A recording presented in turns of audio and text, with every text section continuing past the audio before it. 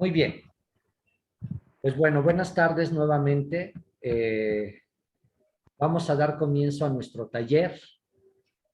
Voy a empezar por explicar los contenidos, los objetivos y posteriormente, bueno, habrá un espacio para que pregunten, aclarar dudas.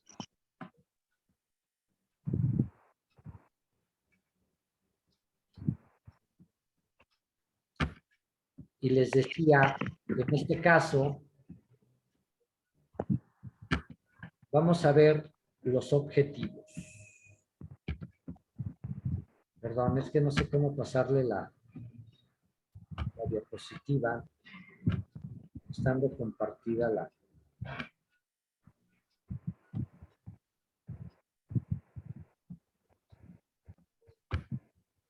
Ahí está ya. Muy bien. Muy bien, en cuanto a los objetivos, perdón, se supone, sí está grabando, ya está. Los objetivos, vamos a ver, uno, conocer los orígenes y la estructura del tarot. Vamos a ver y aprender los símbolos del tarot y su relación con las doctrinas esotéricas que contiene y metodiza el mismo tarot. Les voy a pedir que cierren sus micrófonos, compañeros, por favor. Interpretar los símbolos del tarot para la exploración de los contenidos inconscientes y utilizar los símbolos del tarot como vía para el autoconocimiento y el proceso de individuación.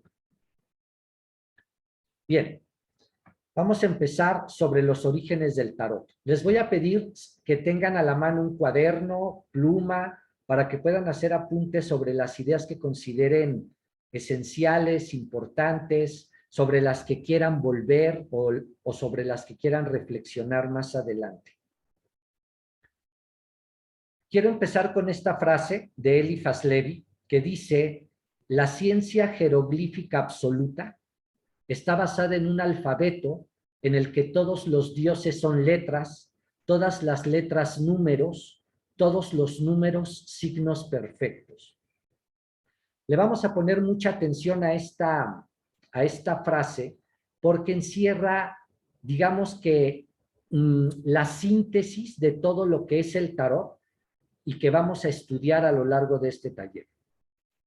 Observen la primera afirmación que hace Eliphas Levi: la ciencia jeroglífica absoluta. Es decir, él afirma que existe una ciencia, que esta ciencia es absoluta, es decir, que pretende contenerlo todo y explicarlo todo, y que esta ciencia es jeroglífica, es decir, que está basada en un alfabeto sagrado. Perdón, estaba escribiendo una chica que creo que se le sigue complicando, pero según yo ya había entrado. Ok. Esta ciencia es una ciencia absoluta, pretende explicarlo todo, es jeroglífica, es decir, está codificada en un lenguaje sagrado y dice que está basada en un alfabeto en el que todos los dioses son letras, todas las letras números y todos los números signos perfectos. Madame Blavatsky, la escritora de la doctrina secreta y fundadora de la teosofía, ella habla de un lenguaje sagrado que se llama Sensar.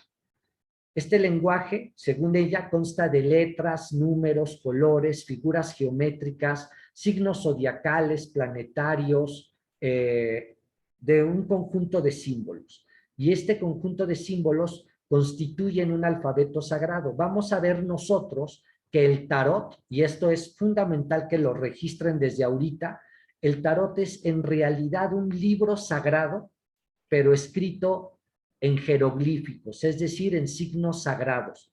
Un libro escrito en símbolos dirigido a nuestra mente inconsciente, ya lo veremos eso ahorita.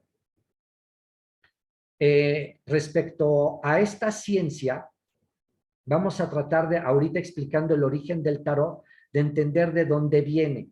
Lo que yo voy a dar ahorita es una serie de datos históricos que nos van a poner como en la pista de poder seguir y entender el origen y la razón de este lenguaje, de este conocimiento y de esta herramienta que es el tarot propiamente ya dicho, ¿sí?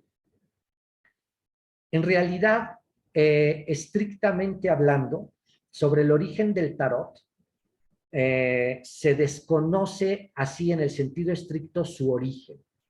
Hay quienes afirman que viene de Egipto, hay quienes afirman que viene, no sé, de los atlantes, hay quienes dicen que está grabado dentro de las pirámides, hay quienes dicen que vienen de civilizaciones anteriores aún a los atlantes, que viene de la India. Hay muchos mitos, historias y leyendas sobre el origen del tarot. Pero la verdad es que no se conoce en el sentido estricto su origen. Se sabe, y esto sí está documentado, que en el siglo II de nuestra era, es decir, 200 años, 100 años después de Cristo, 100 años después de Cristo, en la ciudad de Fez, en Marruecos, esta ciudad era el centro común donde se reunían los sabios de todo el mundo, y que en esta ciudad decidieron crear un lenguaje para poder,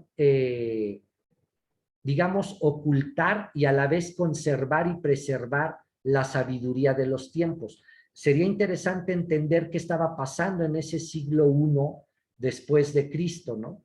Es decir, existía la Biblioteca de Alejandría, pero el Imperio Romano estaba en un proceso de decadencia, el conocimiento se estaba pervirtiendo y entonces era necesario conservar todo el conocimiento que se había dado durante la época helenista, es decir, durante el periodo que duró la civilización creada por Alejandro Magno. Hay que considerar, y aquí me voy a ir hacia atrás, que antes de Alejandro Magno, en el siglo III, IV antes de Cristo, en esa época, antes de él, pues los pueblos existían de manera muy aislada, ¿no? Existían los persas por un lado, los griegos por otro, los egipcios por otro, los fenicios por otro, y cada pueblo tenía como su propia cultura, sus propios dioses, sus propios cultos, y vivían muy independientes. Cuando Alejandro Magno conquista todo el mundo conocido de su época, se da un fenómeno muy interesante, digamos, de globalización del conocimiento y de la cultura. Es decir, él hace que todos los pueblos conquistados bajo su dominio hablen griego y empiecen a urbanizarse de acuerdo a la cultura griega, que conozcan el alfabeto griego, que conozcan la mitología griega, y de alguna manera, de repente, todo el mundo se volvió como una especie de patria unificada, donde un persa podría llegar a Fenicia o a Grecia o a Egipto y se entendían entre todos porque hablaban griego. Y además existía la Biblioteca de Alejandría, un lugar donde todo el conocimiento recaía y se conservaba. Entonces los sabios llegaban allí y custodiaban los libros, ponían los libros ahí, se podían consultar. Imagínense qué interesante, un mundo tan antiguo, tan aislado y de repente unificado por una lengua, por una cultura, de modo que egipcios, griegos, persas, de todos lados, sirios, mesopotámicos, de todos lados, tenían intereses en común, una lengua en común, formas de vida y cultura en común. Imagínense la explosión que hubo de conocimientos. Pero luego, cuando el Imperio Romano destruye la civilización creada por Alejandro Magno, entonces empieza a haber otra vez muchos nacionalismos. Grupos que no estaban de acuerdo con que los hubieran helenizado empiezan a buscar nuevamente sus propias raíces, empiezan nuevamente a desconocerse y a destruir la cultura que no es propia, la que es ajena, con la que no estás de acuerdo. Y todo eso empezó a generar una pérdida de conocimiento. De modo que, regresando nuevamente al siglo I después de Cristo, perdón, al siglo II después de Cristo, empieza a surgir la necesidad de preservar el conocimiento. Entonces, en esta ciudad de Fez, en Marruecos, los sabios se unen y empiezan a considerar cómo van a conservar el conocimiento y deciden crear un lenguaje que no pueda ser entendido por los profanos, es decir, por los no iniciados, hacer una especie de juego de cartas, porque ellos dicen, las culturas destruyen la cultura que le es ajena, pero los vicios siempre se conservan, prevalecen. Y entonces, en forma de un juego, crean esta estructura de tarot con la que van a unir elementos de distintas culturas. Por ejemplo, el alfabeto griego, las ideas de los pictogramas, que es tomada de los chinos, la astrología que venía de Babilonia, de Persia, y uniendo todos estos elementos, crean un código, que es lo que nosotros conocemos como las barajas del tarot. Si se fijan, ya desde aquí estamos poniendo digamos, es una postura muy interesante, porque desde ahorita ya estamos quitándole al tarot toda esta idea falsa, pues de que es solamente un conjunto de cartas para echar la buena fortuna, ¿no? Para leer la buena fortuna.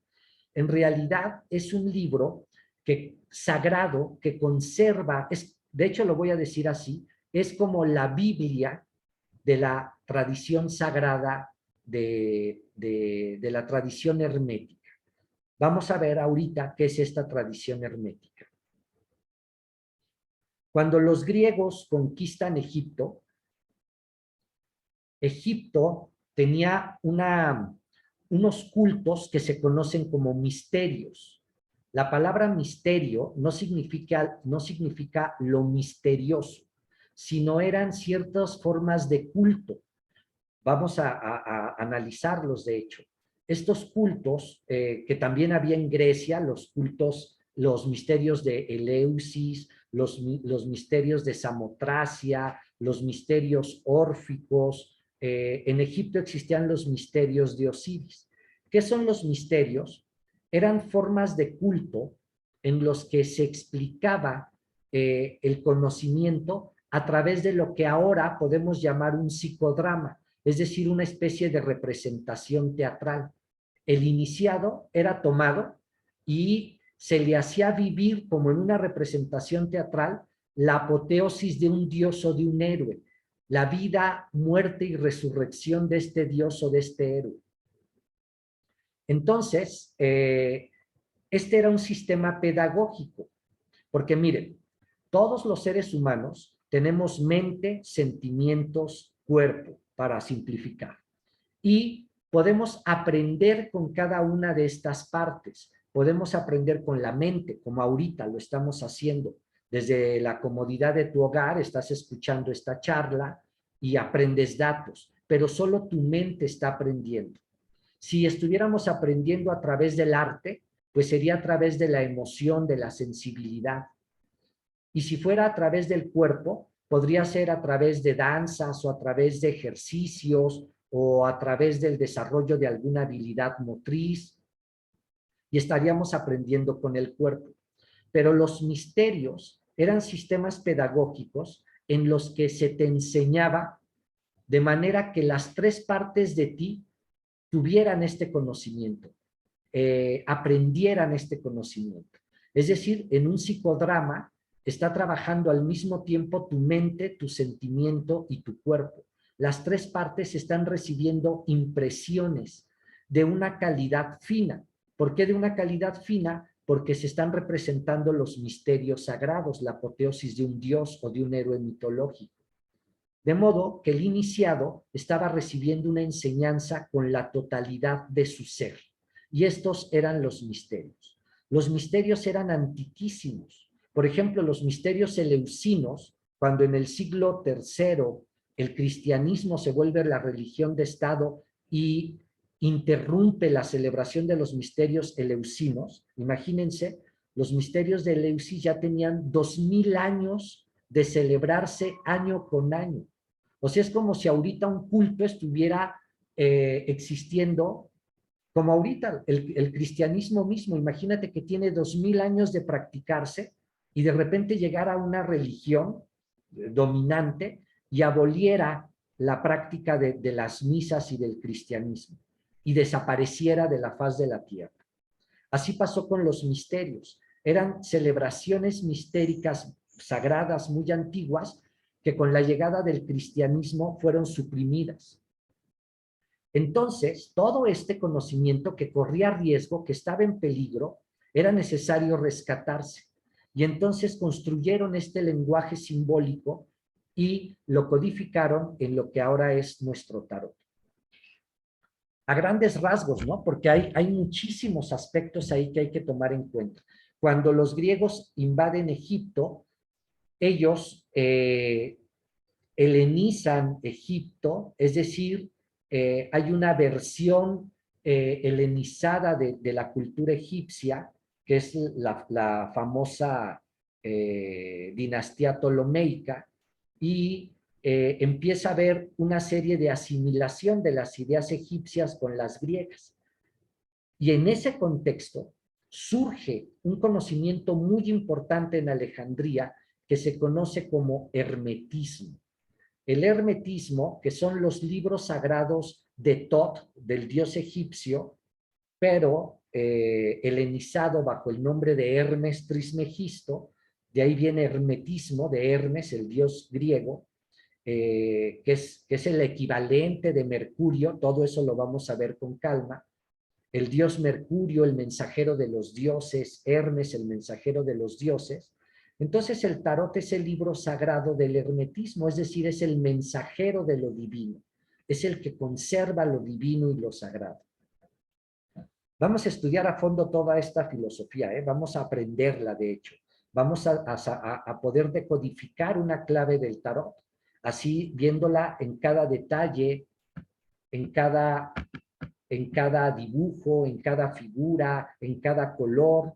Vamos a poder establecer este vínculo, esta relación con las cartas, de modo que haya una comprensión del tarot. De hecho, vamos a hacer que el tarot quede de alguna manera como una especie de software que le vamos a meter a nuestro subconsciente para que nuestro subconsciente aprenda a pensar en términos de este lenguaje, de este simbolismo. Imagínense, para esa época ya existía, por ejemplo, como resultado de toda esta helenización, este sincretismo de culturas, estaba el hermetismo, estaba el pueblo judío, estaba helenizado. De hecho, se hace la famosa versión de los 70 del Antiguo Testamento, que es la versión griega de lo que nosotros conocemos como nuestra Biblia, y así todas las culturas de alguna manera empiezan a converger.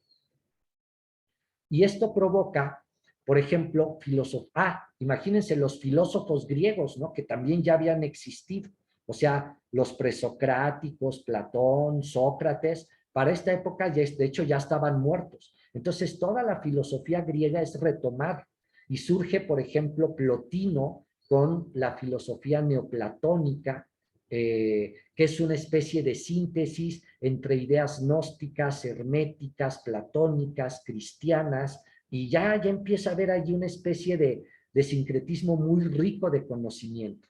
Todo eso era necesario conservar, todo eso era necesario conservar. Entonces, llega el cristianismo.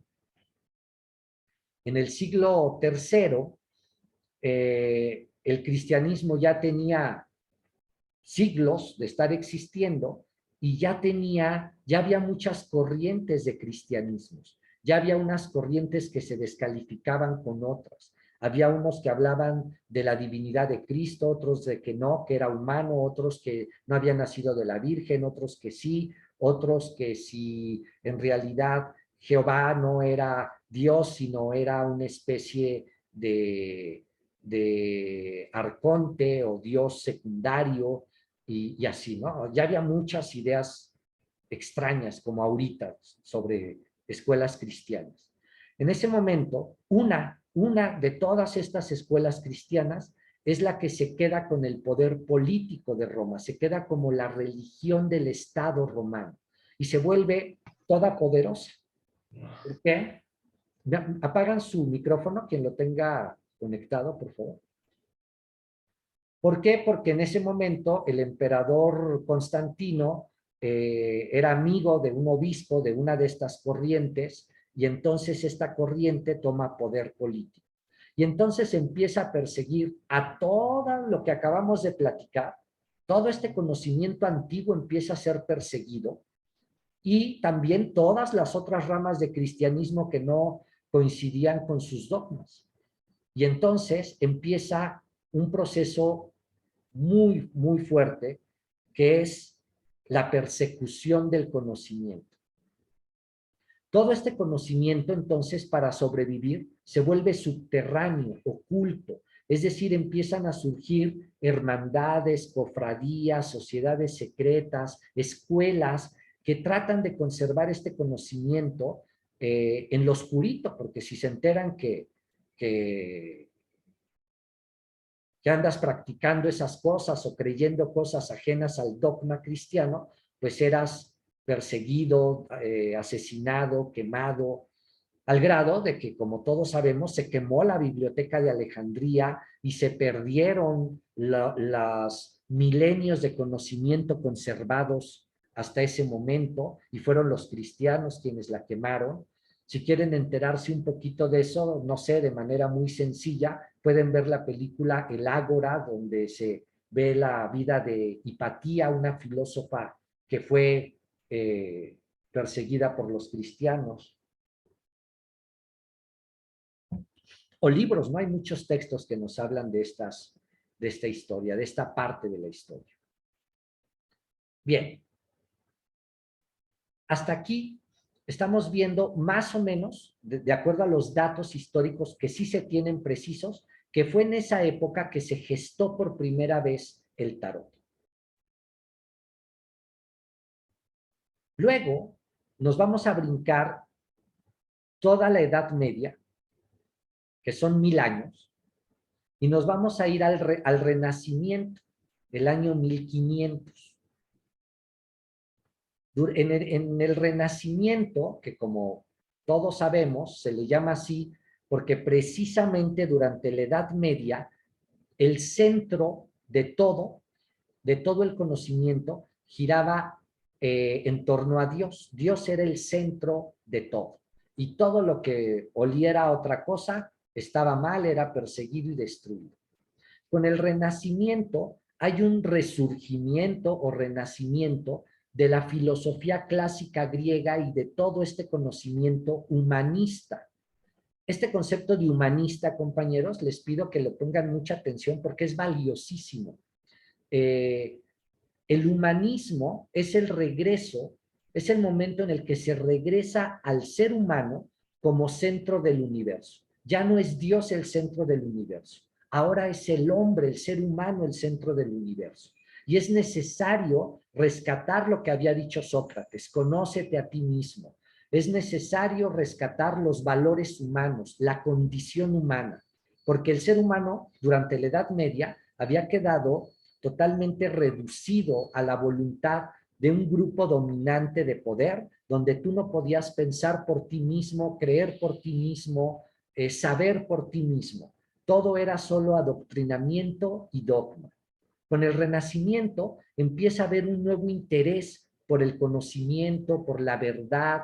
Ya hay pueblos donde ya no está la Inquisición, donde ya no eres perseguido, y entonces se puede pensar libremente. Y es curiosamente en esa época que surge un libro que de hecho se puede conseguir actualmente, de Enrique Cornelio Agripa, un alemán, y este libro se llama La filosofía oculta. Probablemente habrán escuchado el término filosofía oculta. La filosofía oculta, que ahora es un término que encierra muchas cosas, en su momento era un libro, el libro de Enrique Cornelio Agripa, y él es quien acuña por primera vez ese término, filosofía oculta. Para esto, en ese mismo contexto, Cornelio Agripa era, por ejemplo, condiscípulo de Paracelso, probablemente habrán oído hablar de Paracelso, un alquimista, padre de la medicina moderna, si se le puede llamar así, porque el padre antiguo pues era Hipócrates, ¿no? Entonces, Paracelso, que nos dio a conocer muchos aspectos de lo que fue la investigación contemporánea de la medicina por andar buscando el oro filosofal y la piedra filosofal y el elixir de la eterna juventud, como buen alquimista que era, pues hizo muchos descubrimientos muy valiosos y dejó muchas obras que también se consiguen todavía y que pueden tener acceso si las buscan. En esa época, Marsilio Ficino, por ejemplo, traduce por primera vez del griego, traduce al italiano los textos herméticos, los libros de Hermes, estos que hablábamos que se hicieron durante los primeros siglos, cuando todavía estaba el helenismo ya decadente y el imperio romano había tomado el control, pero que ya existía esta filosofía hermética. Todos estos libros de Hermes, que se conocen como el Corpus Hermeticum, bueno, Marsilio Ficino es el primero que hace la traducción de los libros de Hermes a las lenguas vulgares, al latín, en este caso también como la lengua culta de ese periodo. En ese momento del Renacimiento se está escribiendo el elogio de la locura de Erasmo de Rotterdam, porque hay les decía, un surgimiento para volver a pensar la vida, el mundo, la realidad.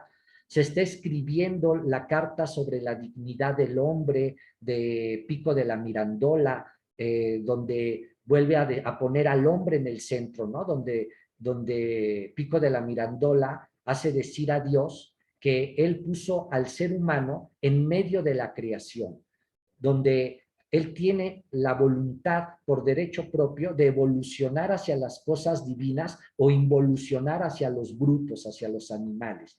Es decir, ya no está en manos de Dios el ser salvo o no ser salvo, el ser salvado, sino está en tu capacidad humana de regenerarte o de degenerarte. Fíjense qué interesante, después de 1000 años donde Dios era solamente el que te salvaba por su gracia y si quería y si creías y si no te cargaba a la fregada, con el surgimiento del humanismo renacentista vuelve algo muy valioso. La responsabilidad que tenemos como seres humanos para evolucionar conscientemente o involucionar. Entonces, el Renacimiento se vuelve un parteaguas, un momento importantísimo. Hay, repito, un rescate de todo este conocimiento antiguo, un resurgimiento de la filosofía, un resurgimiento del humanismo y la escritura por primera vez de este libro de Cornelio Agripa que se llama La filosofía oculta. Bien, antes de esto, durante la Edad Media, existían los alquimistas por un lado, los astrólogos por otro lado, los magos por otro lado, los cabalistas por otro lado, los cristianos por otro lado, y de alguna manera, en este momento del Renacimiento, se gesta un nuevo sincretismo muy valioso que genera el arquetipo del mago que nosotros conocemos. Por ejemplo, todos seguramente habrán visto alguna vez la película de La espada en la piedra de Walt Disney, donde está el mago Merlín con su túnica de lunitas y estrellas y su gorro puntiagudo y su escoba y su laboratorio con pócimas y los símbolos trazados en el suelo.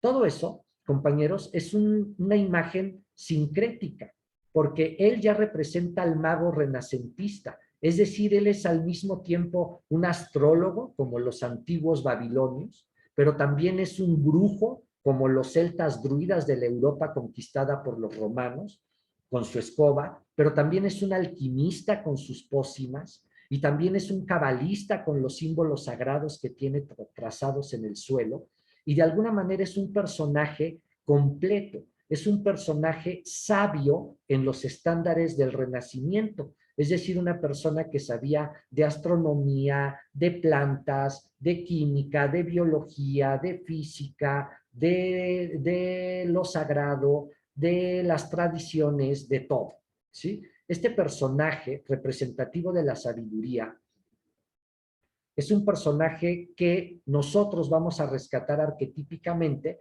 como los representantes de esta filosofía oculta. Cornelio Agripa en su libro lo que hace es eso, precisamente es un libro que sintetiza o hace el sincretismo de todas estas corrientes.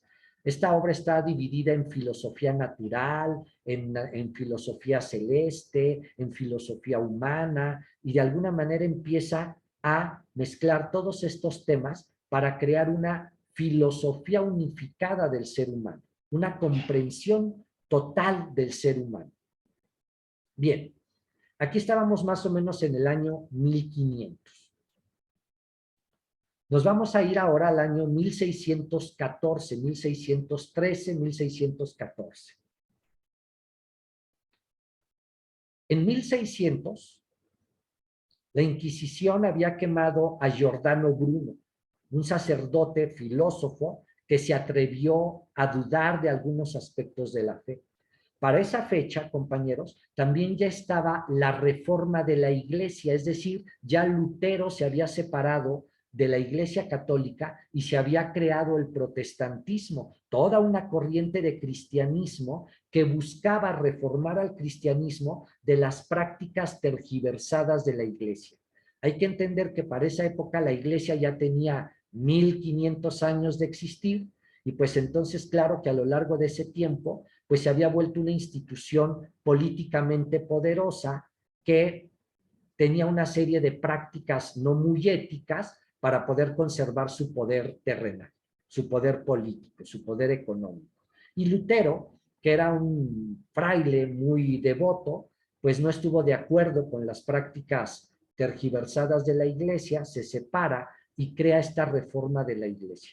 La reforma en Europa en ese momento es muy importante porque literalmente le quitó poder a la Iglesia en muchos países de Europa. Por ejemplo, mientras España seguía sumida en el catolicismo, en la Edad Media, en la Inquisición, que de hecho nos trajeron a América en 1521, los países del norte como Alemania ya eran países protestantes donde ya no eran perseguidas las personas y podían pensar libremente, y son países que por lo tanto avanzaron más porque desarrollaron tecnología, filosofía, mientras que España seguía sumida en este oscurantismo del dogma y de que solo la Iglesia tiene razón y todo lo demás está mal. Perdón, van a decir que a lo mejor que tiene que ver esto con el tarot, pero tiene que ver todo, porque el tarot es una síntesis de todo este conocimiento que estamos ahorita repasando de manera general. En 1600, comentábamos, se quema Giordano Bruno. En esa época se está escribiendo, por ejemplo, El mercader de Venecia de Shakespeare, donde es una obra humanista, donde se habla del racismo y de la discriminación. Es una época en la que la reforma de la Iglesia está permitiendo una mayor libertad de pensamiento. Y entonces surge un movimiento en 1614, un movimiento muy importante que se conoce como el movimiento Rosacruz. Este grabado que ustedes ven en la imagen es un grabado de 1613, de hecho, perdón, es 1613, no 1614, de lo que se conoce como el Templo Rosacruz. Bien, esta es una historia muy interesante y muy bonita. Una mañana, en una ciudad de Alemania, aparece en las puertas de los templos unos manifiestos que se conocen como los manifiestos Rosacruces. Estos manifiestos bueno, el manifiesto que se llama el Fama Fraternitatis. Es un manifiesto donde se está invitando a toda la población a pertenecer a una orden secreta que se llaman los hermanos Rosacruces. Y lo que te están invitando es a ser un verdadero cristiano y una persona que forme parte de una cofradía para vivir el verdadero espíritu de Cristo. Y cuenta una leyenda, ¿no? Los Rosacruces vienen de un personaje que en el año 1200 y pico se llamaba Christian Rosenkraus, de ahí eran Rosacruces, de Christian Rosenkraus, que era alemán y que se fue a buscar el conocimiento a Egipto, precisamente, y que pasó por Chipre, una isla que está en el Mediterráneo antes de llegar a la zona oriental. Curiosamente allí, dato importante, estaba el templo a Venus. Este personaje llega a Egipto, se va a la zona de donde es esta región actualmente de Israel. Ahorita se me fue el nombre. Ahorita me acuerdo. Se va a esta zona, es iniciado en los misterios, obtiene conocimiento, regresa a España, de España lo corren, se va a Alemania y muere y lo entierran en una tumba donde está una luz que está perpetuamente ardiendo y muchos siglos después se encuentra su tumba y se dan cuenta que su cuerpo está incorrupto y que la vela sigue ardiendo eternamente y que esta cripta tiene 7 lados. Todo esto es una alegoría. Se los comento, compañeros, porque es muy interesante. Todo esto es una alegoría. Christian Rosenkraus en realidad es Cristo, la rosa en la cruz. Y la rosa, ya lo veremos, es un símbolo de la familia Tudor en Inglaterra, pero también es un símbolo de Venus. Lo vamos a ver a fondo todo esto. Es un símbolo de Venus. Venus es el amor y por lo tanto Cristo como símbolo del amor crucificado en la cruz es Christian Rosenkraus. Y simbólicamente él nace en Alemania, es decir, en un lugar libre para pensar, libre para ser, y se va a buscar el conocimiento a Oriente. Es importante que se entienda que Oriente es el lugar de donde viene la luz, de donde nace el sol, es decir, se va a buscar la fuente, el espíritu. Es iniciado por los hierofantes, regresa a Europa.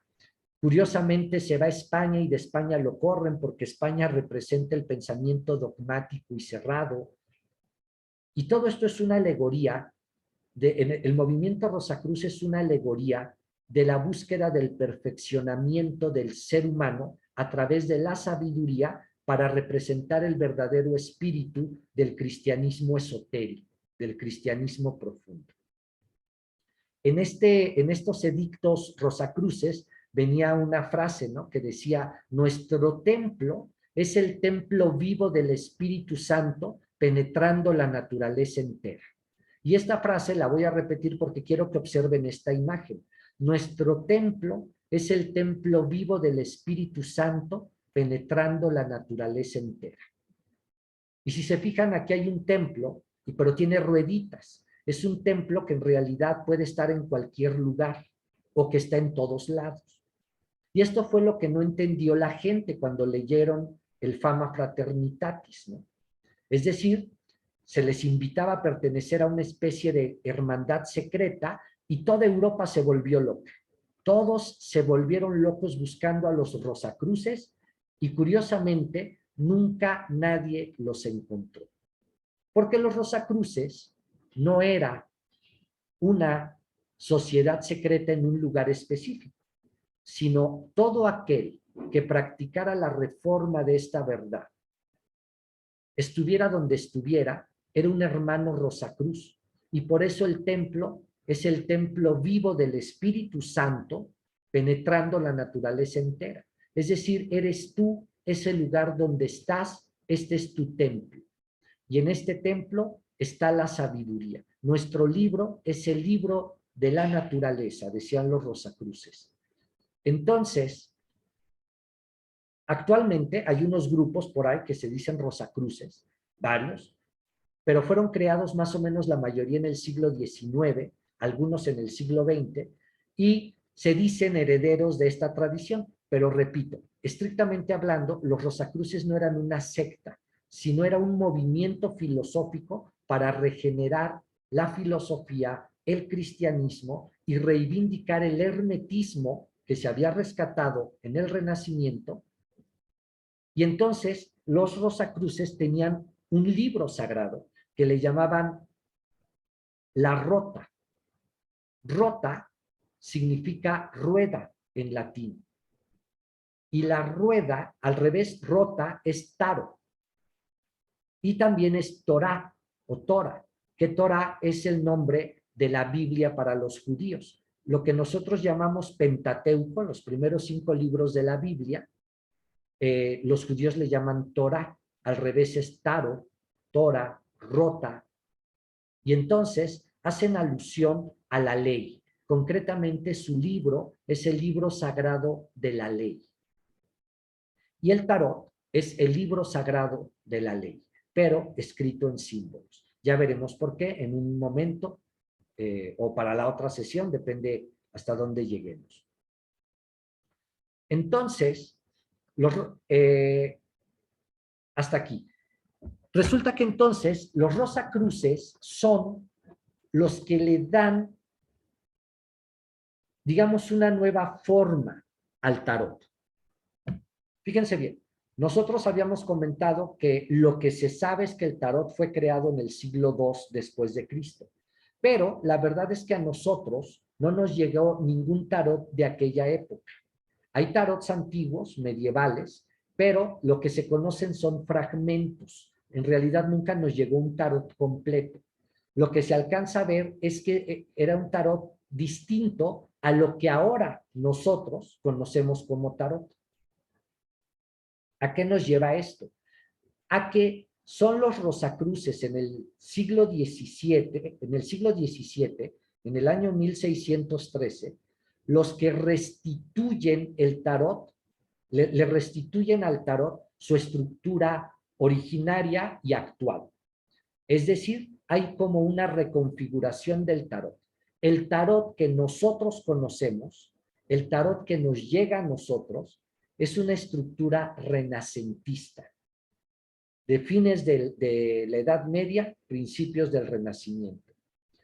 Por ejemplo, en el tarot vemos que tienen reyes, reinas, pajes, caballeros, que esa es la estructura social de la Edad Media y del Renacimiento, ¿no? Es decir, es la estructura feudal. Acuérdense que en esa época la estructura social era feudal. Entonces, el tarot que nosotros conocemos no es el tarot del siglo II, es el tarot reconstruido por los Rosacruces en el siglo XVII. Y entonces nos llega un tarot con reinas, reyes, pajes, caballeros y cosas así. Una estructura simbólica reconstruida. Bien. Esto que nos podría hacer desilusionarnos, porque el tarot no es entonces el libro antiguo que todos creíamos que era, en realidad lo vuelve más interesante, porque entonces el tarot es una síntesis de todo este conocimiento que acabamos de repasar, ¿no? Desde antes del cristianismo, desde los egipcios, desde los gnósticos, desde los persas, desde los babilonios, desde todo el movimiento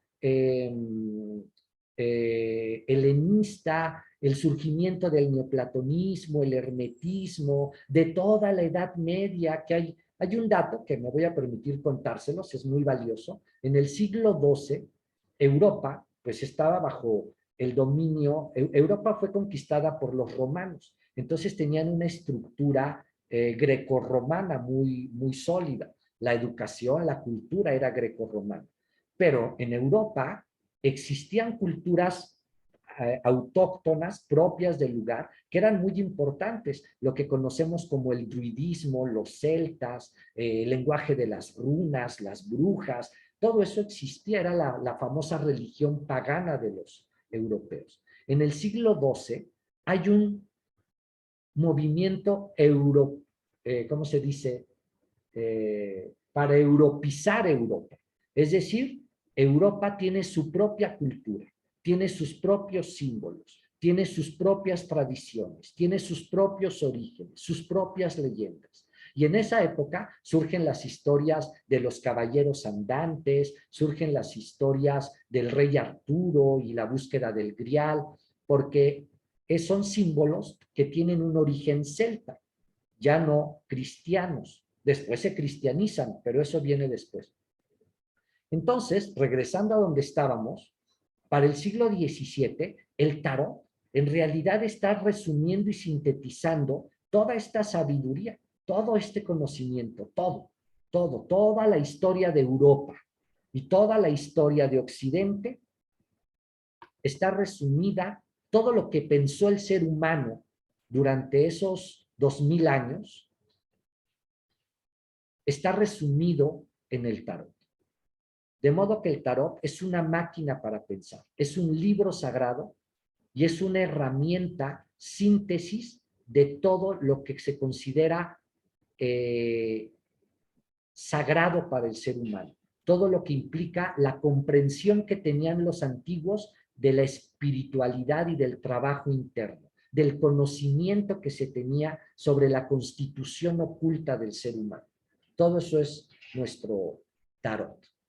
Muy bien, hasta aquí voy a hacer una pausa.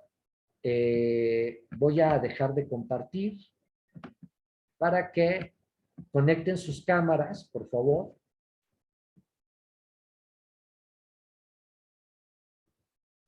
Los que no se durmieron, conecten sus cámaras. Me encanta escucharte.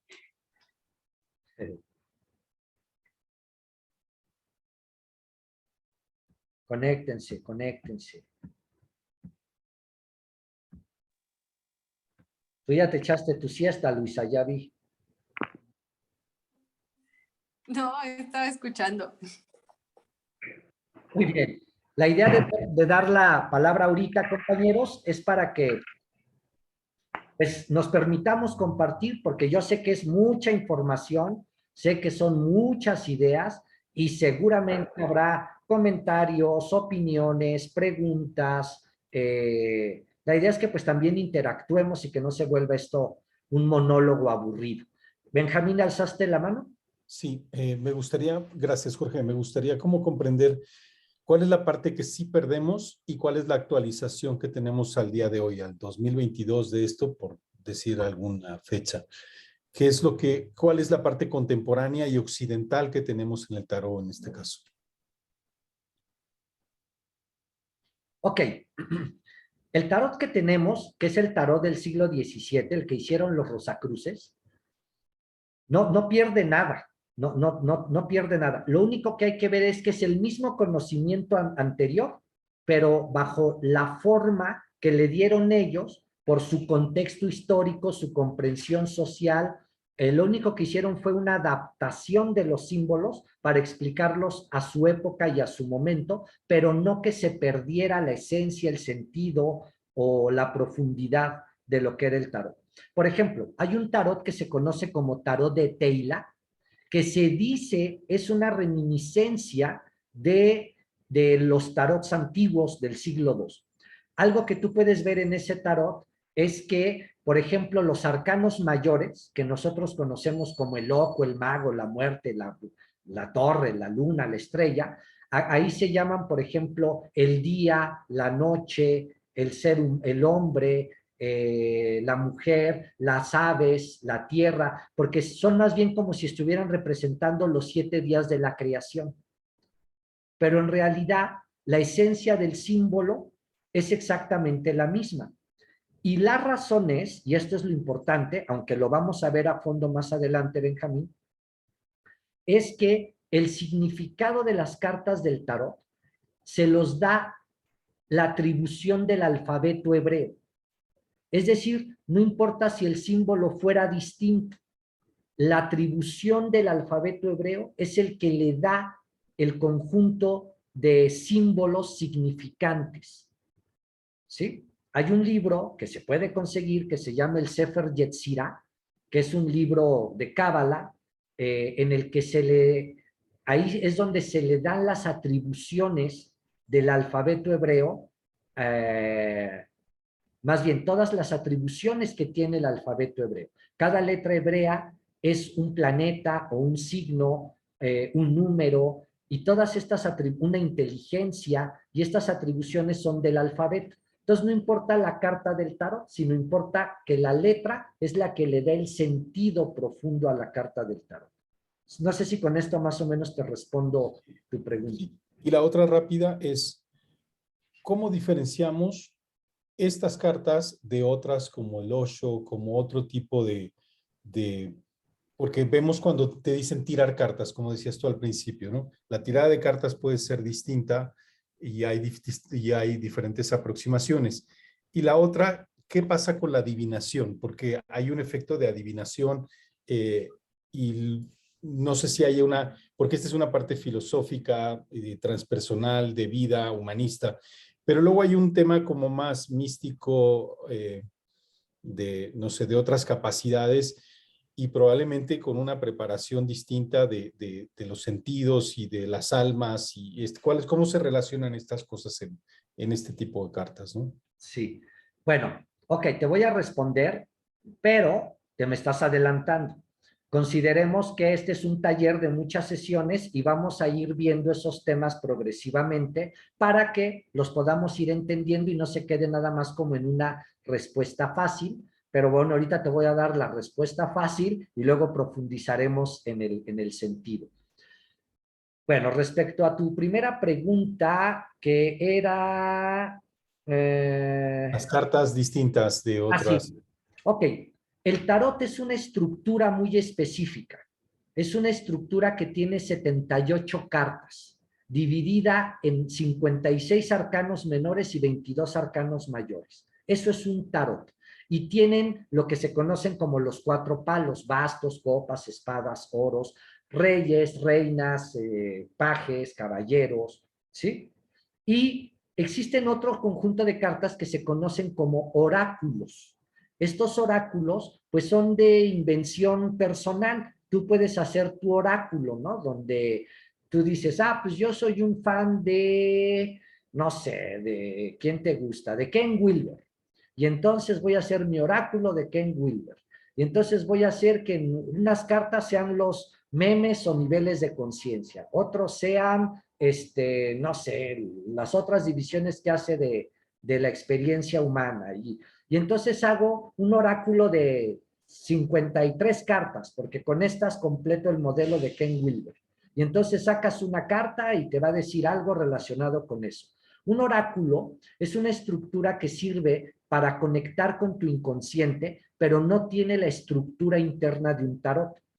El tarot tiene una estructura específica, ¿ok? Que es la que te acabo de mencionar. Y eso es lo que la diferencia. Ahora, hay otras diferencias que son más bien de diseño, que eso lo vamos a ver más adelantito.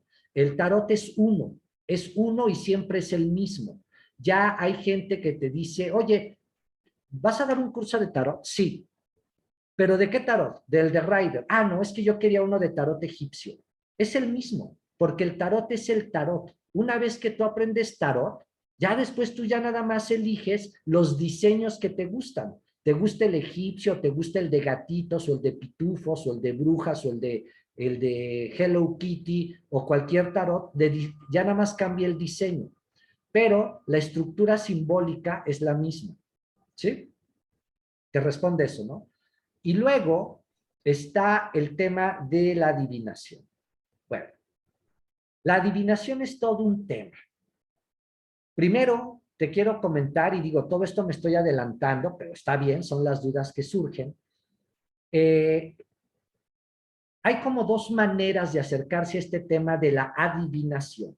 Por un lado, entender que el tarot es un método, y esto es lo que yo enseño, un método. Por eso yo creo que este curso es bien valioso, precisamente porque te enseña un método. Es decir, todos los que estamos aquí nos podríamos meter a tomar un curso de guitarra. Y seguramente, como la guitarra es un método, todos vamos a aprender a tocar guitarra, pero no todos vamos a tocar igual la guitarra. Habrá unos más virtuosos que otros, porque hay quienes tienen más habilidad que otros, pero todos podemos aprender el método. Nosotros vamos a aprender que el tarot es un método matemático y preciso, una estructura sólida. Son como las piezas de un rompecabezas que lo que tú vas a aprender en este curso es a entender todas la estructura de este rompecabezas y dónde va cada pieza. De modo que en realidad no hay un fenómeno de adivinación, sino en realidad es un fenómeno de interpretación, porque lo que tú sabes leer es, lo que tú aprendes en este curso es la decodificación de ese lenguaje simbólico, ¿no? Ahora, también es cierto que los seres humanos tenemos distintos niveles de comprensión, distintos niveles de ser, distintos niveles de sensibilidad. Y en ese sentido, hay gente que más allá de la estructura del método, tiene una sensibilidad especial. Y en esta sensibilidad puede sentir, puede percibir ciertas cosas que otros no, ¿ok? De hecho, hay gente que lee el tarot y es súper certera y te dice hasta detalles de tu vida, ¿no? De dónde están las cosas y de qué color es la pantalla que tienes detrás en la cabeza y todo. Pero esa gente en realidad no está leyendo el tarot. Tiene un don y el tarot solamente es como un punto de apoyo para su don que ya tiene. ¿Sí? El don se puede también desarrollar, pero igual, no todos lo tenemos o no todos tan sensible y va a depender de ti y de cada quien que pueda desarrollar más o menos esta capacidad. ¿Sí te responde eso, Benjamín? Perfectamente. La última pregunta ya para dejar a los demás es, ¿cuáles son las cosas relacionadas que vale la pena desarrollar alrededor de esto para facultarse lo más posible para esta disciplina o para esta aproximación? ¿A qué? Porque, a ver, fuiste muy vago. ¿A qué? A la parte de la lectura del tarot, ¿qué otras capacidades y contenidos y formaciones serían relacionadas para fortalecerlo? Una educación transpersonal me lo parece como una psicología transpersonal probablemente, pero ¿qué otras cosas se podrían relacionar? Y con eso ya termino. Fundamentalmente las doctrinas esotéricas y herméticas de Occidente, es decir, la magia, la alquimia, la astrología, la cábala, son herramientas que te permiten profundizar el código que está registrado en las imágenes del tarot, ¿sí? Porque está construido sobre esas estructuras simbólicas. O sea, el tarot está construido sobre la estructura simbólica de la cábala, sobre la estructura simbólica de la astrología, sobre la estructura simbólica de la alquimia. Entonces, mientras yo más profundice en estas disciplinas, voy a tener una mejor y más clara decodificación de los símbolos. ¿Sí? Bien. ¿Quién más, compañeros? Aprovechen. Son muchos temas, no creo que no haya dudas, preguntas, comentarios o aportaciones.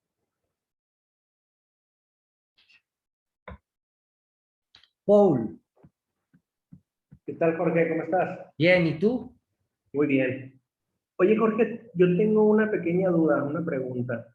En el tema del renacentismo, cuando inicia el humanismo, ¿cuáles fueron las figuras principales que fueron impulsando el cambio de este humanismo que nació? Se me viene a la mente quizás que puede ser Nietzsche, que está como acorde a los tiempos y el tipo de pensamiento que está emitiendo, ¿no? Esta nueva forma de cultura filosófica a nivel mundial que empieza a migrar todo al tema del humanismo.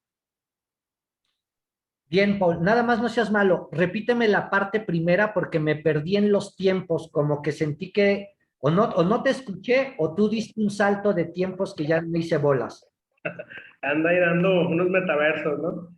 En el tiempo de cuando se convierte el humanismo, en la época del renacentismo, ¿cuáles fueron las figuras que impulsaron este cambio social al humanismo? Ya. Sí, mira, bueno, nada más sí quiero como precisar, porque yo soy medio, ¿cómo dicen? Tengo se me fue la palabra, cuando eres picky con algo así de que pienso que si no somos luego muy precisos con ciertos datos, terminamos haciéndonos bolas. Entonces, Claro. mira, en el Renacimiento, yo te recomiendo que leas, o sea, o que conozcas, por ejemplo, yo les hablaba de Marsilio Ficino, que es el primero que traduce los textos herméticos, a Cornelio Agripa, a Paracelso, a todos estos personajes que sí fueron de esa época renacentista y que son los magos, ¿no? Son los que dieron a conocer este conocimiento. Les hablaba de Pico de la Mirandola, son personajes de la época. Perfecto. Después yo me salté del 1500 y pico al 1613 con el movimiento Rosacruz. Pero fíjense, si nos seguimos, luego llega el siglo XVIII, o sea, 1700. En 1717, o sea, 100 años después del movimiento Rosacruz, se funda la masonería a nivel institucional en 1717, ¿no? Y se funda en Inglaterra. En 1717 existía también la Royal Society, que era la sociedad de científicos a la que perteneció Newton y Leibniz y todos estos personajes importantes. Ellos son herederos, porque de hecho, compañeros, la masonería es una de las escuelas herederas del método mistérico. ¿Se acuerdan que hablábamos de los misterios? Que era este mecanismo ritual de psicodramas. La masonería es la escuela directamente heredera del modelo del psicodrama. O sea, en la masonería se te enseña a través del modelo de psicodrama. Entonces, ellos son herederos de todo este hermetismo. Para comprender, por ejemplo, el simbolismo masónico, necesitas conocer todo lo que ustedes van a aprender en este curso, ¿sí? Y en 1798, o sea, unos años después, bueno, perdón, en el siglo XVIII, durante ese siglo de la masonería, surge un movimiento muy importante, que de hecho ese siglo se conoce como el siglo de las luces o de la ilustración, es decir, el momento de los famosos enciclopedistas. Entonces surgen personajes como Voltaire, como Diderot, como Rousseau, y todos estos personajes masones que empiezan a manejar la ideología de la libertad como modelo de Estado. Fíjate qué interesante. Hasta ese momento, todo lo que hemos hablado hasta ahorita en la historia, hasta este momento, lo que existía en Europa eran monarquías. Es decir, los reyes eran los dueños, amos y señores del mundo, y tú eras pueblo, vasallo. Tú te vas a joder siempre, tú y tus descendientes. Y yo soy rey, y mi hijo es tu rey, y mi nieto es tu rey, y somos la familia real, y tú te jodes. Entonces, de repente llegan los filósofos masones de la enciclopedia, del iluminismo, y dice Rousseau, ¿no? La relación entre gobernantes y gobernados es un contrato social hasta que una de las partes no esté de acuerdo. ¿Qué dice el pueblo? Pues no estamos de acuerdo. Y derrocan a la monarquía francesa y surge la Revolución Francesa, 1798, bajo el lema libertad, igualdad, fraternidad, que es el lema de consagración masónico.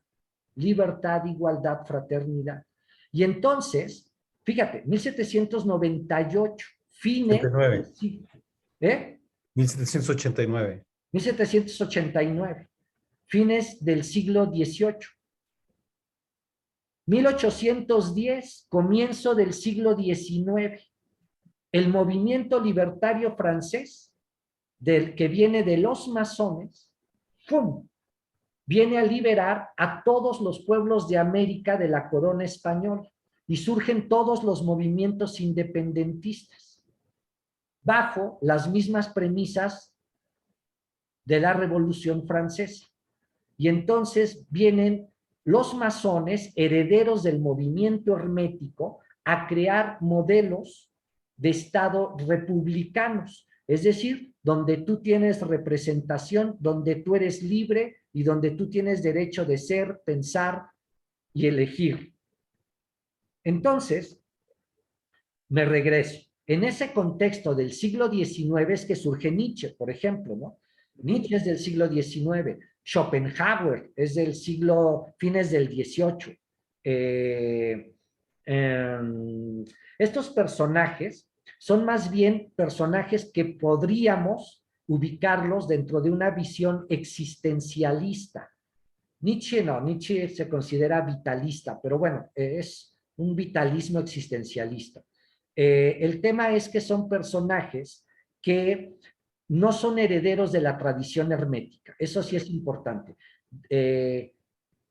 Conocen cosas, han leído, son pensadores, pero de hecho son pensadores muy pesimistas.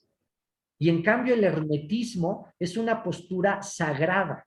Y lo sagrado no puede caer dentro del pesimismo, porque lo sagrado, al contrario, parte de una profunda fe en el espíritu universal, en la libertad que ya somos, ¿no? Como seres a nivel espiritual. Entonces, esos personajes, vale la pena leerlos, es interesante, pero no entran dentro de esta tradición hermética. Sí entran dentro de la tradición hermética en el siglo XIX, que es un siglo muy importante para la tradición hermética. Eliphas Levi, que es el personaje de quien tomé la frase primera con la que inicié,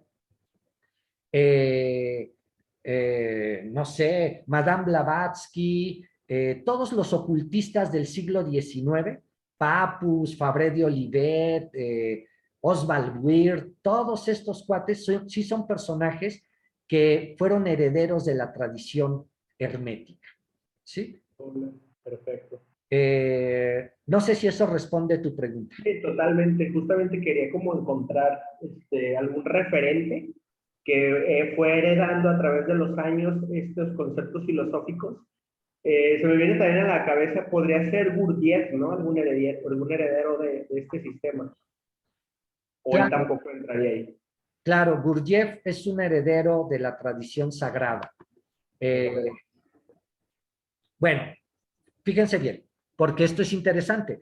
Tú ya llevaste el tema ya, continúo con la historia. En el siglo XIX se escriben los primeros libros donde hablan ya abiertamente de la relación del tarot con las doctrinas esotéricas. Precisamente la obra de Eliphas Levi, Dogma y Ritual de la Alta Magia, de hecho es un libro escrito en 22 capítulos, porque cada capítulo está dedicado a un arcano del tarot y a una letra del alfabeto hebreo, ¿no? O el mismo Eliphas Levi, la historia de la magia, ¿no? O de Papus, el tarot de los bohemios. Y así empieza a surgir, o Blavatsky, que habla de la teosofía y de todo este rollo.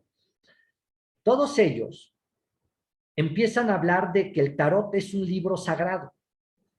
Pero, y esto pongan ojo porque esto es muy importante para nuestro curso, ellos tienen prohibido revelar las verdaderas atribuciones ocultas del tarot.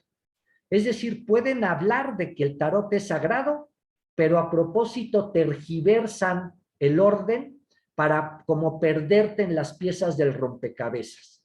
Porque tenían prohibido. Prohibido porque lo habían recibido bajo juramento, ¿no? Y no se podían violar los juramentos.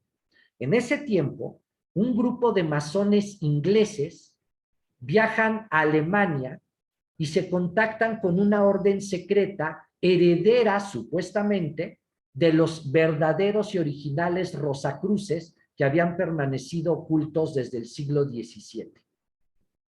y reciben permiso de revelar las verdaderas atribuciones del tarot. Y se funda la más importante escuela de magia que ha habido desde el tiempo reciente en el mundo, que se conoce como la Golden Dawn, o la aurora dorada, o del amanecer dorado. La Golden Dawn. La Golden Dawn, de hecho, todavía existe, pero ya es una caricatura de lo que fue la Golden Dawn en el siglo XIX. La Golden Dawn recibe el permiso de retribuir las verdaderas atribuciones del alfabeto hebreo al tarot.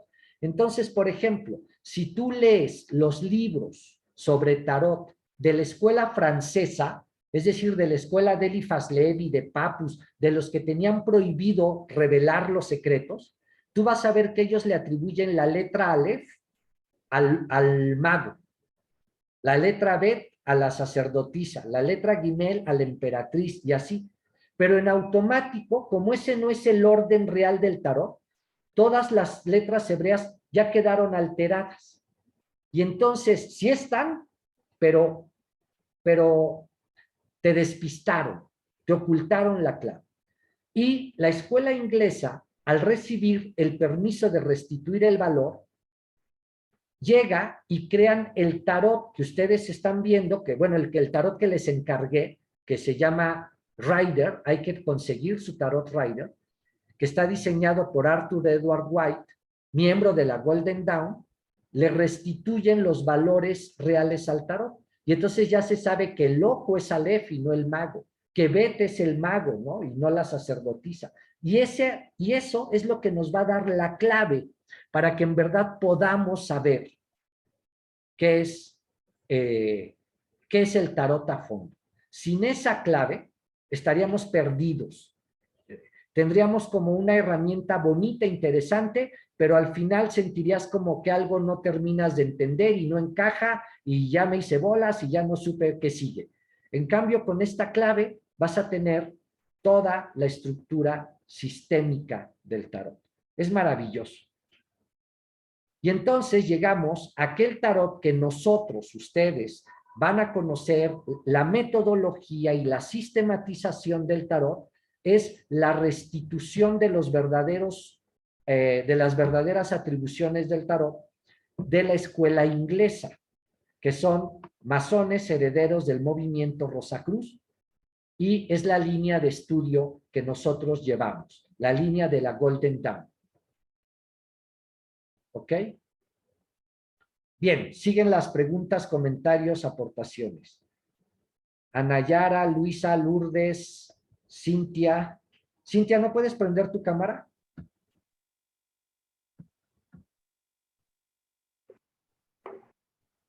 ¿Alguien quiere tomar la palabra?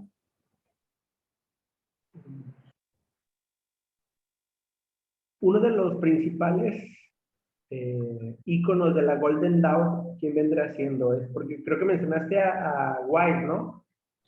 White, MacGregor Matters, William Wynne Westcott, Aleister Crowley, Israel Regardie, son miembros de la Golden Dawn. Bastantes. Sí, John Fortune, que tiene un libro maravilloso, una mujer, John Fortune, un libro que se llama La Cábala Mística, que se los recomendaría mucho a los que quieran profundizar en la Cábala. Tú que preguntabas, Benjamín. La Cábala Mística de John Fortune, por ejemplo.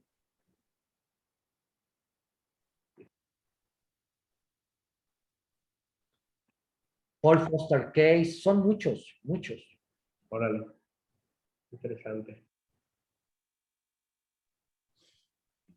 Yo te quiero preguntar, Jorge, un poco como la dinámica del aprendizaje aquí en el curso, sí. O sea, fuera de la teoría, ¿cómo crees que deberíamos de estar llevando esto? Vamos a ir haciendo sesiones. Quisiera entender cómo va a ser el curso. Si va a ser una parte teórica, vamos a empezar a ver algunas prácticas, así como vamos a desarrollar la competencia. ¿Cómo consideras que va a ser esto, por favor? Sí, las primeras sesiones van a ser teóricas porque es necesario primero poner como el contexto, explicar algunas cosas sobre la estructura de la psique, que entendamos cómo funciona el subconsciente de acuerdo a esta visión de la magia, Y una vez que entendamos cómo funciona el subconsciente, cómo está nuestra estructura de la psique y qué es el tarot, vamos a empezar a tener algunos ejercicios para el desarrollo de la intuición. Y vamos a empezar a hacer también ejercicios de asociación de ideas con las imágenes del tarot. Luego, nos vamos a ir a otra parte, otra vez muy teórica, donde vamos a ver todo el simbolismo preciso de cada carta. Pero pues eso yo se los tengo que explicar, por eso es muy teórico. Pues esto significa esto, esto es esto, esto es esto. Yo les voy a pasar un documento en su momento, les voy a pasar primero un manual, que es el manual del curso, y luego documentos que van a tener toda esta información, porque les aviso de una vez, el curso es muchísima información, al grado que la gente se queda con la sensación de que me satura esto. Pero van a tener los documentos para que ustedes los consulten, los puedan ver a su ritmo y puedan profundizar en esta información. Y luego, pues ya va a venir, bueno, también la parte teórica del viaje del héroe para que se entienda cómo funciona. Y luego ya vamos a entrar a la práctica de la interpretación. La parte final del curso es la interpretación, que es aprender a echar las cartas, o lo que tú le llamas adivinación, ¿no? Cómo usar la herramienta para poder, como herramienta para fines de apoyo a alguien o de seguimiento a alguien o de interpretación de algo. ¿Te parece bien? ¿O tienes alguna No, a mí me objeción? parece bien. Quisiera saber si como herramienta terapéutica, porque luego es como un apoyo, ¿no? Es como que en un terapeuta formal esto como que ahora desde el punto de vista teórico y fundamentado suena con un tema de filosofía e histórico, ¿no? Y de la última parte más masón, ¿no? Y luego, luego cuando algunos los utilizan como herramienta de terapia, parece como fantasioso. Entonces quisiera saber, ¿sabes? Quisiera entender desde qué lado una tirada de cartas en tarot podría ser un apoyo en una terapia En un transpersonal. acompañamiento. Sí, Claro, en un acompañamiento. el Una tarot, herramienta, pues, ¿no? el tarot se puede usar, por supuesto, como una herramienta de acompañamiento. Nada más si es diferente el uso, que yo les voy a dar también algunas técnicas. Y formalmente es un uso proyectivo, ¿ok? Que se usa de las imágenes del tarot como herramienta proyectiva. Pero también el uso de la herramienta como tal de interpretación se puede usar terapéuticamente, porque como ustedes van a aprender que cada carta del tarot representa tanto un aspecto de tu psique como una parte de tu proceso de individuación, tú puedes usar las imágenes para estimular esa parte del proceso o esa parte de la psique de tu paciente a través de la imagen. Pero por eso yo les digo que primero hay que aprender cómo funciona el subconsciente para que se entienda por qué la imagen tiene un poder con el puro hecho de observarla, por ejemplo, ¿no?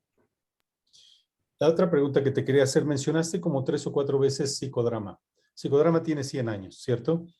Una cosa así. Y me gustaría, bueno, lo mencionabas como 1800, si no mal recuerdo. No, yo me fui a los misterios egipcios de hace 3000 Sí. años. Pero ahora conocemos un psicodrama de lo que está hace 100 años, ¿no? Y entonces quisiera yo como entenderte esta parte psicodramática, ¿no? Teatro, vivencia, ¿no? Y creo que en esta parte de los símbolos hay una resignificación, ¿cierto? Entonces quisiera saber si es un tema actual de la psique o es un tema que puede ser histórico, si se relaciona con vidas pasadas, si puede haber un juego del alma, si es un tema del espíritu. ¿Qué es lo que a mí me representa una carta? ¿Me va a mostrar la temporalidad o puede ser una cuestión que probablemente dices no se parece a lo que es este momento presente, pero probablemente es de donde vengo? Puede ser incluso un tema de linaje, de ancestros. Quisiera como comprender esa relación, Jorge. Ok, a ver si te estoy entendiendo. Creo que estás mezclando información, mi querido Benjamín. Por un lado, es primero hay que entender que el tarot es un libro sagrado que me explica el proceso de lograr un desarrollo de mi ser, de mi conciencia y de mi proceso psicoespiritual. Y que cada carta del tarot es una representación de esa etapa y de ese proceso y de las cualidades psíquicas que se ponen en movimiento. Hasta allí un tema. Tema 2. A nivel interpretación, como herramienta de trabajo, a la hora de la adivinación, siempre, siempre, siempre, lo que tú vas a leer siempre es el presente. Porque lo único que existe es el presente. No existe otro momento. Ahora, lo que sí sucede, y esto es lo que luego la gente se hace bolas, es que si tú traes un tema y ese tema pues lo viviste en tu infancia o en tu vida pasada o transgeneracional o como quieras, pues de todos modos, si sale ahorita, ¿cuándo está afectando? Pues ahorita, ¿no? Si sale es que está influyendo en mi principio de realidad presente. Y por lo tanto, solo lo puedo resolver en mi principio de realidad presente. Entonces, yo puedo ver algo que sucedió, pero no importa que haya sucedido. Si sale es porque sigue sucediendo ahorita. Es decir, yo sigo estando condicionado en este momento y generando conductas, calidad de respuestas a partir de eso, ¿sí? O puedo ver el futuro y sin embargo es el presente. ¿Por qué? Porque mi futuro no es sino el resultado de los condicionamientos de mi presente. Es decir, dime cómo eres, cómo estás siendo y te diré qué fregados te va a pasar mañana, ¿sí? Entonces, el presente es lo que se está leyendo todo el tiempo. Eso es muy importante. Ahora, yo les decía que si hay gente que desarrolla habilidades, que es intuitiva, que tiene evidencia, porque esas cualidades existen. Y ahí sí, pero ya no es el tarot, sino que, como les decía, es solamente un punto de apoyo y la persona sí puede estar viendo cosas que te van a pasar o cosas que te pasaron en el sentido de pasado, futuro, presente. Pero al final, si te fijas, Benjamín, en esencia nuevamente vuelve a ser el presente. Porque si eso está saliendo, ya sea algo que va a ser o algo que fue, es porque el futuro, si aparece, es porque puede ser modificado. Y el pasado, si aparece, es porque me está condicionando. Entonces, todo es mi presente. ¿Sí? ¿Sí responde tu pregunta? Ahora sí que es como una vinculación, ¿no? Como veníamos hablando, un punto que se habló es que cada vez que se modificaba como la baraja, la estructura, las formas, los arquetipos, se modificaban dependiendo la era en la que se encontraba, ¿no? Como en la época medieval que pusieron reyes, representando el sistema que ellos conocían a nivel simbólico. Pero la imagen del rey no representa un rey, simplemente representa un trasfondo, pero la imagen es de un rey. Entonces una persona cuando va a una lectura está viendo una imagen, pero esa imagen realmente solamente es como un trasfondo y ellos se encajan, ¿no? Por así decirlo. A eso te refieres con el presente, de que llegas y tú vinculas una emoción, una sensación, pero apegada a un arquetipo, por así decirlo.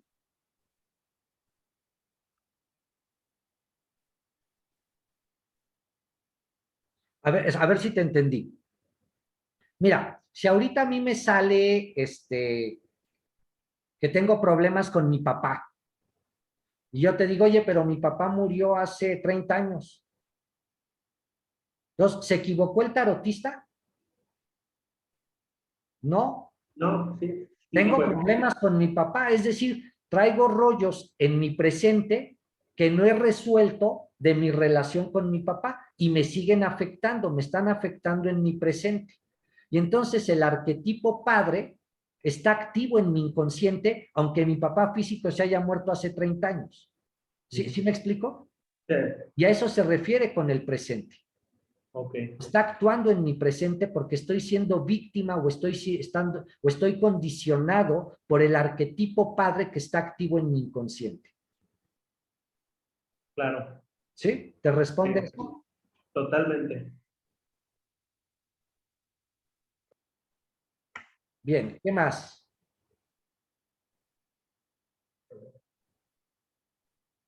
¿Los demás no hablan? ¿Qué? ¿No tienen dudas? ¿A poco todo lo entendieron así re bien?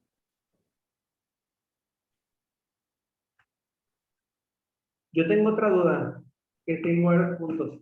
En un punto hablaste que había una correlación directa en el tema astrológico con el tarot.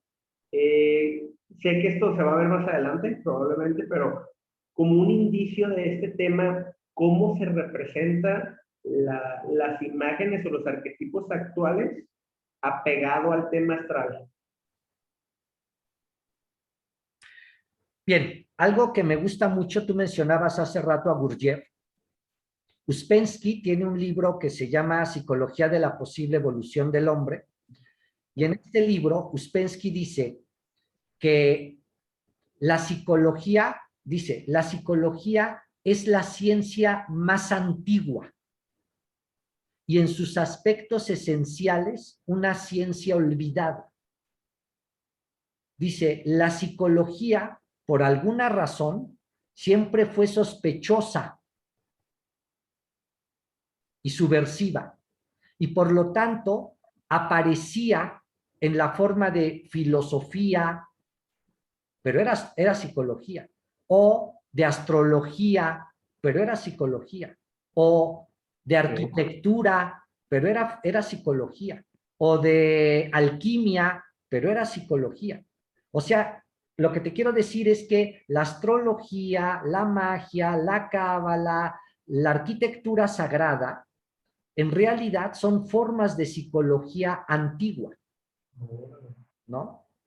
Entonces, un arquetipo, si ya vimos que cada carta del tarot es un arquetipo, es decir, la representación de un estado de actividad de tu psique, pasa exactamente lo mismo con los símbolos astrológicos. Cada signo y cada planeta no se refieren al planeta que está allá arriba y a la constelación que está allá arriba, sino es una representación arquetipal de la estructura de tu psique. ¿Sí? O sea, Venus no es el lucero de la mañana. Venus es tu necesidad interna de amar. Marte no es el planeta rojo que ves allá en la noche, es tu necesidad interna de autoafirmación. Y entonces en realidad los astrólogos explicaban con el lenguaje de allá arriba lo que sucedía acá adentro, porque como es arriba es abajo, ¿no? Y los alquimistas hacían lo mismo. Cuando hablaban del plomo, no hablaban del metal, sino de un estado de tu psique denso, ¿no? Y cuando hablaban de tu cobre, no hablaban del metal cobre, sino de tus deseos y de tus pasiones. Y así. Entonces, Ahora sí que hacían su propia baraja, ¿no? Para interpretar. lo que hacían, Paul, era su propia nomenclatura. Es como si ahorita tú quisieras estudiar física, tienes que aprenderte todo ese lenguaje de signitos que yo los veo y me quedo con cara de what, pero un físico entiende perfectamente todos los simbolitos que está poniendo porque es un código que le representa cosas. Igual, Claro. un astrólogo pone bolitas y palitos y símbolos extraños, pero en realidad está representando procesos psicológicos. Hace lo mismo el alquimista, hace lo mismo el mago, hace lo mismo cualquier ocultista que conozca un lenguaje raro, ¿no? Incomprensible para el no iniciado. Ustedes van a ser iniciados en un lenguaje de modo que lo van a poder decodificar. Justamente eso te iba a decir.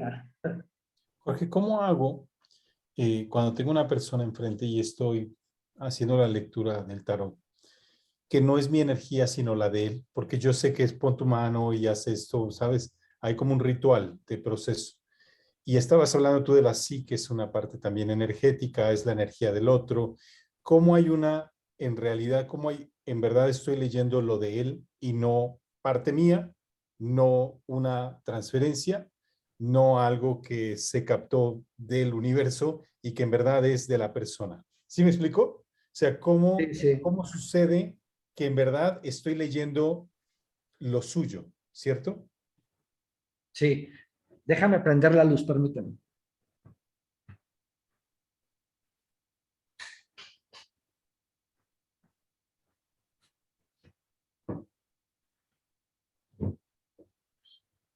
Bien.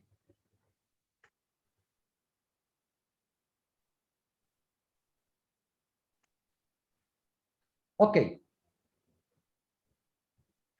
Hay una manera de establecer un vínculo y una relación con tu consultante o tu paciente que vamos a aprender aquí. Esa manera, te lo voy a poner así, es como si te encerraras en una esfera con tu paciente o tu consultante en el que solamente hay un intercambio de tú a tú. Es decir, no existe la posibilidad de que se estén metiendo señales extraterrestres. Esa es una. Dos, cómo diferenciar lo mío de lo tuyo. Ese sí es un tema que va a depender de tu capacidad de objetividad. Es decir, es importante que estés muy en un estado de autoobservación consciente para que te des cuenta que no estás proyectando una necesidad tuya, un tema tuyo, o sí, algo así, ¿no? Eso sí es muy común que pueda suceder, sobre todo si el tarotista es inexperto y no tiene un trabajo interno de autoobservación.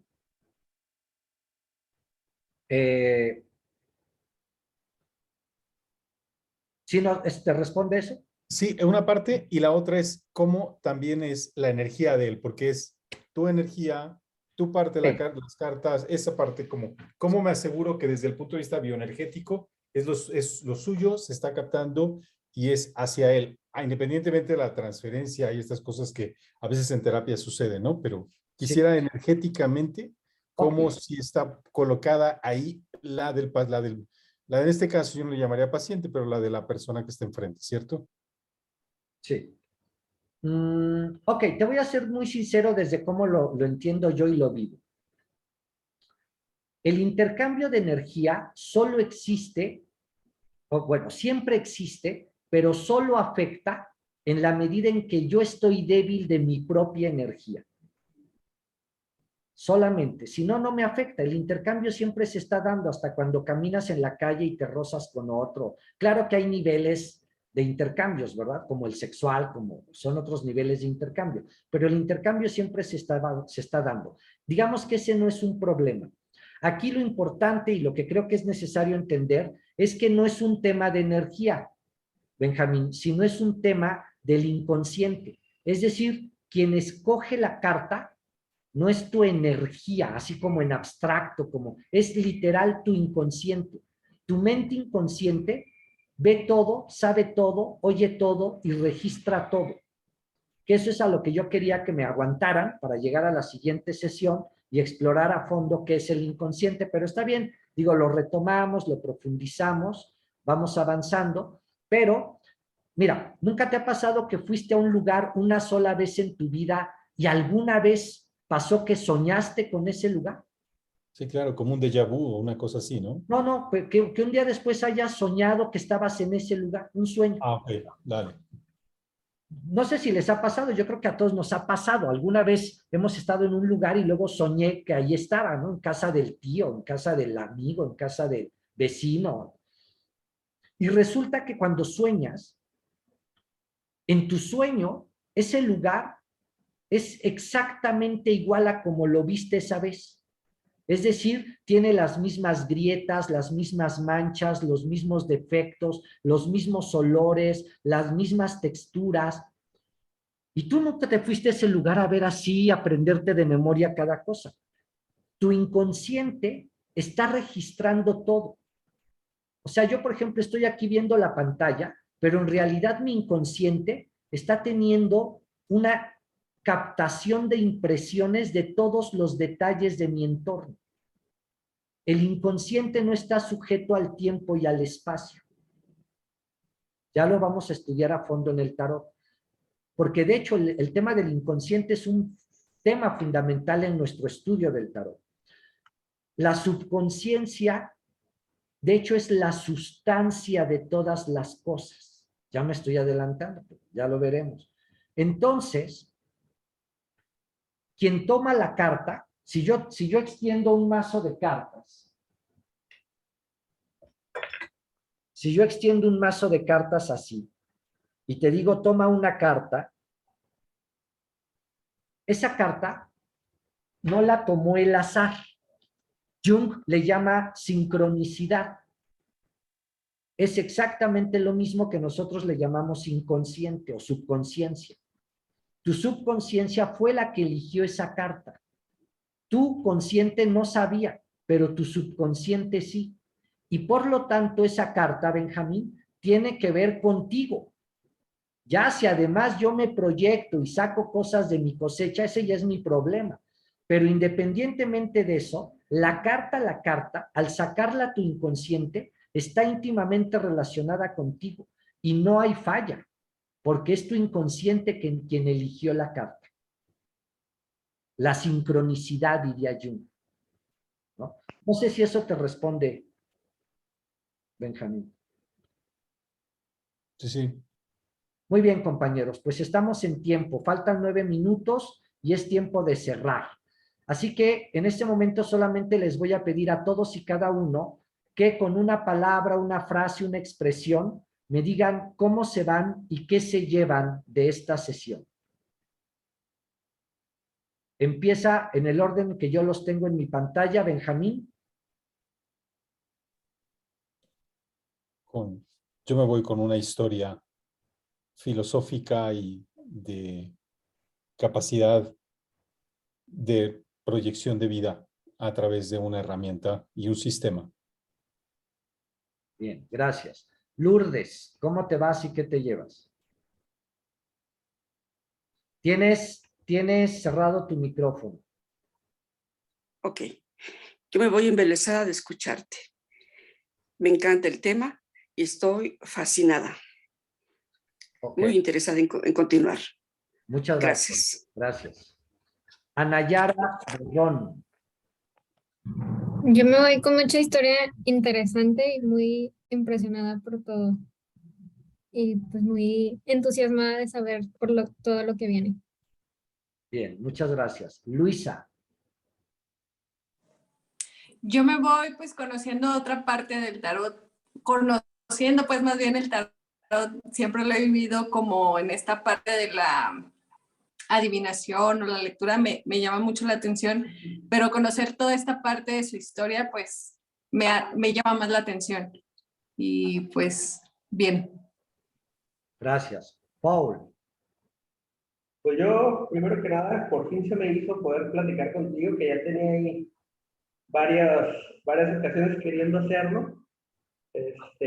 Y algo que me queda muy claro es que los temas que actualmente funcionan para el tema de la mente inconsciente, muchas de las corrientes filosóficas que se utilizan actualmente para el tema del camino interno, está súper interesante cómo todo eso tiene un trasfondo que está totalmente correlacionado al tema del tarot, de este tipo de tarot, y eso se me hace muy interesante porque es como si te estuvieras echando un clavado, un viaje en el tiempo, a los inicios, ¿no? de este tipo de simbología, y me causa mucho interés, mucha emoción todo el tema que todavía ni siquiera me puedo imaginar o qué variables no puedo contemplar. Eso es lo que yo me estoy quedando ahorita con eso. Ok, gracias. Cintia, que nunca abriste tu cámara. Hola, no pude prender mi cámara, cuando la quise prender me sacó y entonces ahorita ya mejor no la prendí. Okay. Yo me voy emocionada, no pude estar todo el curso como es por fallas técnicas. Espero que para la próxima sesión ya poder conectarme bien a tiempo y que no me falle el equipo. Pero es muy interesante, muy interesante. A mí siempre me ha llamado la atención estas cosas y ahora que tuve la oportunidad, pues dije, no la voy a desaprovechar. Muchas gracias. Bien, gracias. Miren, la sesión se grabó y no voy a grabar todas las sesiones porque, bueno, es el curso y la idea es que no ande rondando de allí para allá. Voy a grabar algunas sesiones y la voy a subir a Transfer, a WeTransfer, para que la puedan bajar, pero tiene un periodo corto de duración el tiempo para bajarla. Yo ya que la suba, les voy a mandar el link para que la puedan bajar al grupo, en el grupo de WhatsApp, van a poder bajar allí la grabación. Cintia, para que pues no te pierdas la información que vimos, que creo que sí es muy valiosa e interesante. Hay gente que no le gusta, le aburre, quiere pasar ya. Yo lo que quiero es leer las cartas y si una mujer rubia me está bajando a mi marido.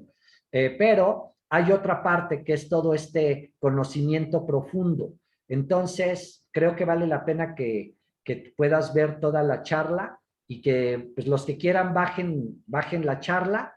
Les digo sobre todo porque no voy a grabarlas todas o a lo mejor las grabo, pero no las voy a estar pasando por seguridad del curso, ¿sabes? Sobre todo si alguien no llega a verla o algo así. Y bueno, pues con esto me despido. Nos vemos la próxima semana.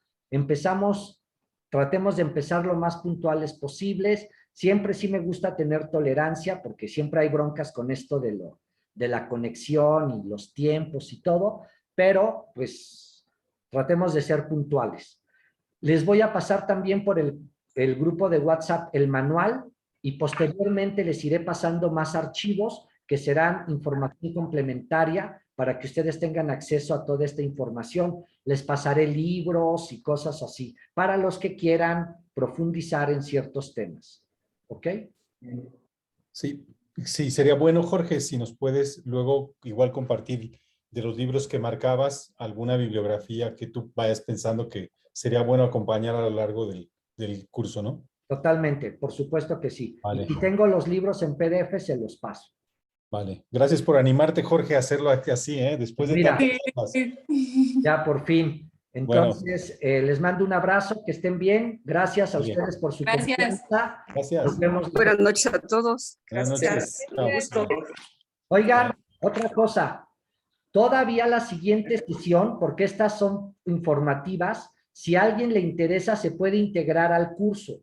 Si saben de alguien que le puede interesar, pues todavía tiene chance de integrarse, ¿sale? Ok. Ok. Listo. Vale, gracias, bye. Gracias. Chao. Bye a todos.